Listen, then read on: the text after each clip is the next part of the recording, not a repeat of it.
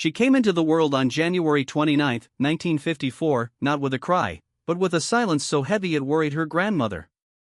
Born in the backwoods of Kosciuszko, Mississippi, to an unwed teenage mother, Oprah Gail Winfrey had the odds stacked against her before she ever took her first breath.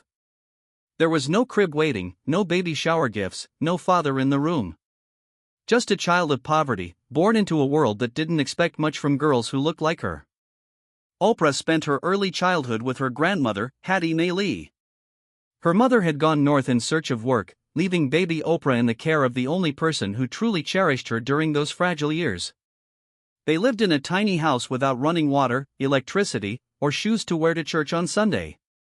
But Hattie Mae was a fierce woman, and she taught Oprah how to read before most kids learned to tie their shoes. The Bible was their textbook, and every Sunday, little Oprah would stand on a wooden box at church and recite entire verses with such passion that she earned the nickname the preacher. But even then, life wasn't gentle. The days were long and hard, the nights cold and quiet. When Hattie Mae fell sick, Oprah was just 6 years old, and she was sent north to live with her mother in Milwaukee, a place that promised opportunity but delivered hardship. Her mother, Vernita, worked as a housemaid and could barely make ends meet. She lived in a crowded boarding house and often left Oprah in the care of others. What followed were years of trauma that would shape Oprah's soul forever. At the age of 9, she was molested by a cousin. Then an uncle. Then a family friend. The abuse was relentless and hidden behind closed doors. Oprah carried her pain in silence, too afraid to speak out, too ashamed to be heard. The emotional toll was enormous. She began to act out in school, steal money, and run away. She longed to be loved, to be seen, to matter. At 14, she became pregnant. For a brief moment, she thought she'd have someone to love, someone who'd love her back. But her son was born prematurely and died shortly after birth. It was the kind of heartbreak that could have ended her story there. But it didn't. When Oprah was sent to live with her father, Vernon Winfrey, in Nashville, everything began to change. Vernon was a strict man, military background, firm rules, curfews, and expectations. But unlike many adults in Oprah's life, he saw potential in her.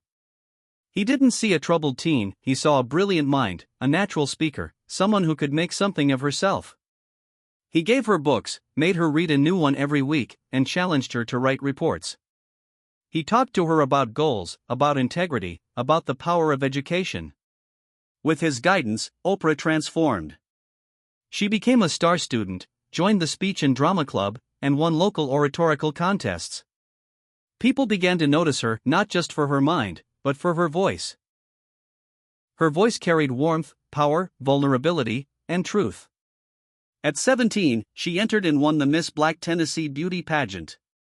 That win led to a job offer at a local radio station, where she became the youngest and first black female news anchor at WLAC-TV in Nashville. But entering the world of media as a young black woman in the 1970s came with its own battles. She was constantly told she was too emotional, too curvy, too urban. At one point, she was demoted from a news anchor role and told she wasn't fit for hard news. That moment could have crushed her spirit. Instead, it lit a fire. She embraced her emotions. She leaned into her empathy. She knew how to talk to people, not just read headlines, but feel them. She didn't want to report the news, she wanted to tell stories. So when a small, failing morning talk show in Chicago gave her a shot in 1984, she took it. That show would become the Oprah Winfrey Show, a cultural phenomenon that redefined what television could be. For 25 years, Oprah brought raw humanity to daytime television. She spoke with celebrities and survivors, with everyday heroes and world leaders.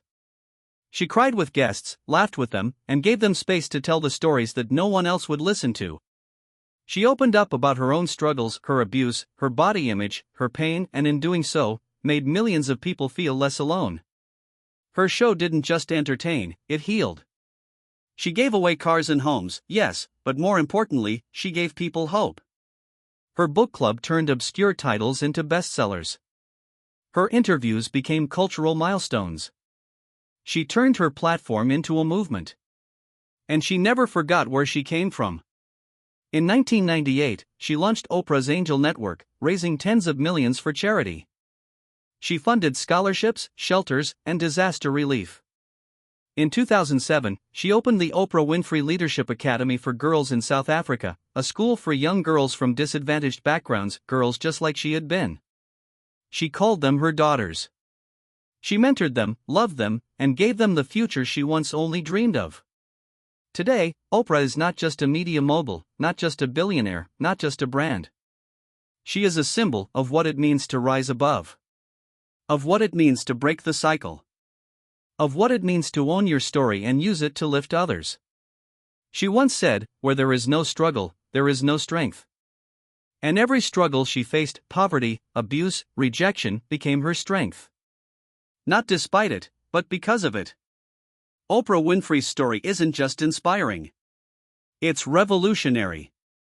It's proof that you can start with nothing, no money, no protection, no stability, and still become a light for the world. Her journey tells us that pain does not define us. What we do with our pain, that's what defines us. And Oprah? She turned hers into purpose.